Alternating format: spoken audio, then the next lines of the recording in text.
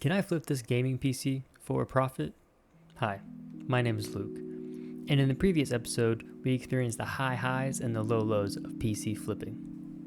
And in this episode, we experience even higher highs and lower lows. So I ended up selling the 2080 Super that I bought last episode. I wasn't comfortable spending the amount of money required to build a decent computer around that 2080 Super. I ended up selling to someone for $170, which is only $20 more than I paid for it. I know I could have sold it online for probably $200 plus, but I was just looking to get rid of it so I would have the money to build a computer around the CPU, motherboard, and RAM. And he was really nice. He was trying to build a computer for his little brother who's been playing on a laptop up until now, and it was a birthday present, so I didn't mind, not getting the most money for that graphics card. I still made 20 bucks on it, and I paid $250 for the bundle. And so if you kind of take that 20 bucks and apply it back to the CPU, motherboard, RAM, you can say that I spent around $80 on that CPU, motherboard, and RAM. So taking that into consideration, now I was able to find a 1070 Ti for $90. I got home, started testing it, and it kept crashing. There was a little bit of artifacting. The PC wouldn't run for more than 10 or 15 minutes before crashing. So I notified the seller. He was really nice. He had bought it a month prior on eBay, and so he tried to get a refund out of the original seller. I ended up shipping it directly back to the original seller, and the guy that I bought it from was trying to get a refund through PayPal. I still haven't gotten the refund from him. He said he would send me the money as soon as he got it, so we'll see if I get that $90 back. Luckily, I was able to find a 3050 on Facebook Marketplace for $100.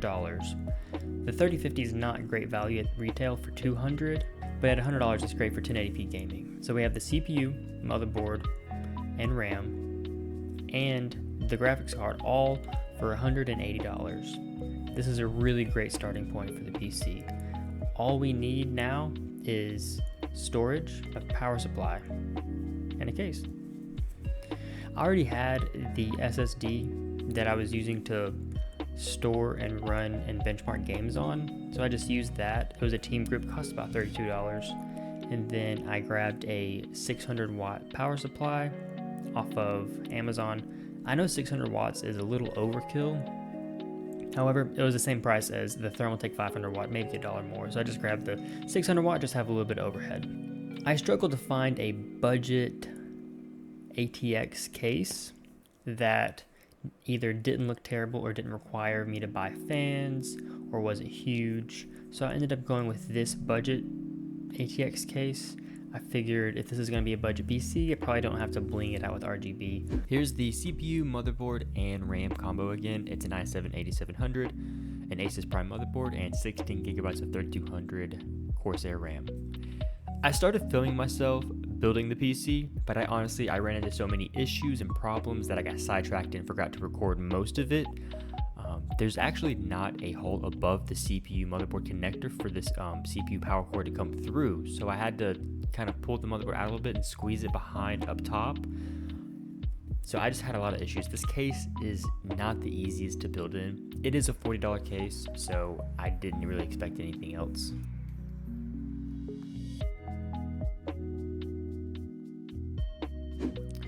So it's been a couple of days since I posted the PC. I've already gotten a lot of messages about it. I'm really hopeful that this one will sell a lot quicker than the previous computer. I think the $500 price point is a little more appealing to most buyers. I think that people buying computers on Facebook most of the time don't really know a whole lot about the specs of the computers. I'm not sure if it's helping that it is a 30 series card, even though it is kind of on par with like a 1070 Ti or 1080 as far as raw performance.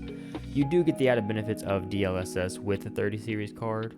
But yeah, like I said, I think $500 is more of a sweet spot for the price point. I've already gotten a lot more messages about it. And so, yeah, I'm really hopeful that it'll sell. And having only spent roughly $300, if it can sell for $500, that'll be about $200 in profit. So that's really exciting. I think moving forward, because what I did with the first computer is I just found a GPU for a decent price, and then I got all new parts to build around that. But what I think I'll do moving forward is just keep an eye out for any good deals on bundles or parts on Facebook or Hardware Swap. And then once I can secure a good deal and kind of, hopefully guarantee a little bit of profit margin, I'll then build a computer around that. Because with this computer, like I said, I got, most of the components used, the key components used for really good deals, and that is what is enabling me to have a larger profit margin, larger than $50, and hopefully sell quicker than the last one. So we'll see. I'm really hopeful, and I'm expecting this one to sell this week, honestly. This is Simon, by the way. But yeah. So I sold the PC today. I sold it for $500, which I'm really happy with because I only paid about $3 or $320, I think, after the Windows activation. So $180 in profit is not bad at all. Finding a really good deal on some of the key components like the motherboard, CPU, RAM, GPU, I think that's what enabled me to make as much profit as I did. Flip 2 is a success. So yeah, I'm really excited to look for more parts. I don't have anything right now that I'm trying to build, but hopefully I can find some new parts soon. And I may actually have a custom build and maybe another build for someone coming up in a future episode. So stay tuned for that. So I just got back from the buyer's house. I sold it to him yesterday. Everything was working great. He sent me a picture today showing that it said repair Windows and it was on a blue screen. And whenever he tried to repair Windows, it kept just booting back into the same screen over and over and over. So I went over there, reinstalled Windows, and then got them all set up. And then I came back home, and as soon as I got home, he sent me a picture showing that he had been logged out of the screen where you just log into Windows to open the computer. And I told him the password was just password. He said he tried to reset it and now it locked him out. So I'm not sure if the password is still what I set it to or if it's what he reset it to. But either way, I really don't want to drive 30 minutes back over there and 30 minutes back home. So hopefully once he gets logged back in, he'll be good to go and he won't have any more issues. But we'll see. I might have to drive back over there. So he was able to get logged back in. So we're all set. He said the computer's running great, he has no complaints, so I'm really happy that I was able to fix the problem for him. So, thank you so much for the support. I was amazed by the views, the comments, so many supportive and kind, encouraging comments. I already have plans for future videos. I have a couple builds I'm working on right now. I definitely have more to come. So again, thank you so much. If you did enjoy the last video and or this video and you want to see more, be sure to subscribe. If you like the video, please like the video. If you dislike the video that much, you can give it a dislike. That's fine. Thank you so much. I have more planned for this channel. I have more videos I want to make.